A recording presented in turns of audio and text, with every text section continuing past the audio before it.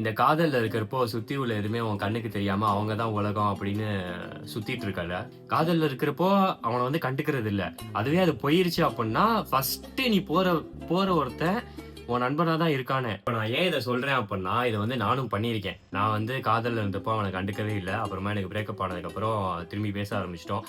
ஜாலியா இருக்கும் ஒரு மாரி. பேரண்ட்ஸ்ட்ட கூட சில விஷயத்த வந்து ஷேர் பண்ண முடியாது. ஆனா நான் அவன்ட்ட ஷேர் பண்ணுவேன். நான் அவன்ட்ட பொலம்புவேன், அவன் என்ட்ட பொலம்புவான். நான் ஒரு கதை சொல்லுவேன், அவன் ஒரு கதை சொல்லுவான்.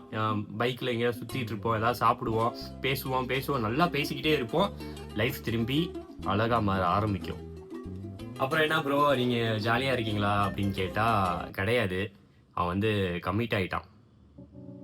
நெறைய பேர் சொல்லுவாங்கல்ல, இந்த மாரி ஒரு பொருள் வந்து கூட இருக்கிறப்ப அது அருமை தெரியாது. அதுவே இல்லங்கிறப்ப தான் அதோட கஷ்டம் என்ன அப்படிங்கிறது நமக்கு தெரியும் அப்படின்னு.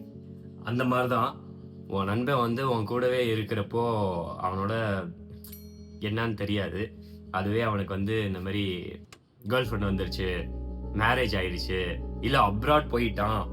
அப்படிங்கிறப்ப தான் அவன் உன் லைஃப்ல எவ்ளோ ஒரு முக்கியமான இடத்துல இருந்திருக்கான் அப்படிங்கிறதே தெரியும்.